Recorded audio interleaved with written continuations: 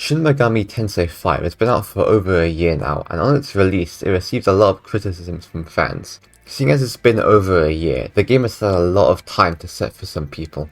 I'm here to share my thoughts on the game a year later because there is a lot of mixed thoughts about the game from fans of the franchise. In this video, I'll be explaining the things the game does right and the things that the game does wrong. I'm going to be giving my thoughts on if this is a good direction for the series. So yeah, here's my retrospect on Shin Megami Tensei 5.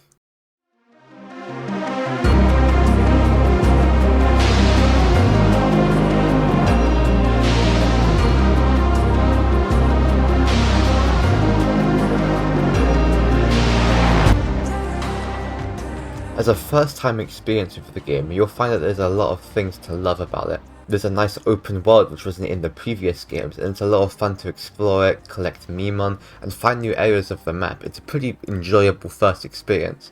But because it has an open world, that also means there's not a lot of replayability, because it loses a lot of its charm after you're just playing the same world over and over again, collecting the same items, and a lot of the fun and the charm of the exploration will be ruined. The combat is the standard for Shin Megami Tensei, however it is a big downgrade from SMT4 Apocalypse, as it does feel a lot slower and more sluggish to play. However, they do add a lot of customization options. In this case they add essences, which is kind of like demon sources in Strange Journey, but you can add those skills to your main character, and you can add them to your demons whenever you want, rather than either having to fuse new demons.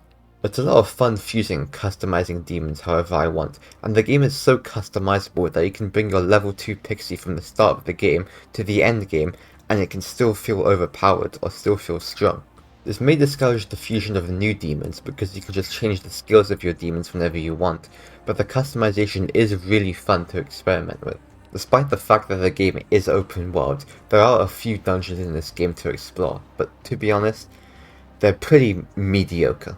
If you compare this game to something like Strange Journey, the dungeons are as bland as a piece of bread. Now you've probably heard this from just about everyone who's played the game, but the story is really fucking bad.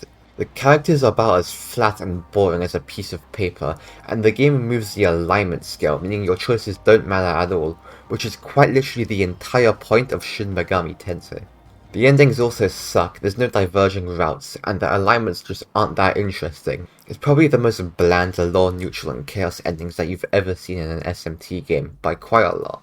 The only somewhat fleshed out characters are Abdiel and Dazai, but then Dazai gets ruined because he has this one scene where he thinks he's fucking Sasuke Aizen, pulls his hair back, takes off his hat, and then suddenly he gets the power to teleport. What? Now, if you haven't tried the game yet, that doesn't mean that there isn't a lot to love about the game. The open world segments are fun to explore, the bosses are cool, the gameplay is still pretty fun, even though it's not as good as the previous titles, and the fusion systems are really nice.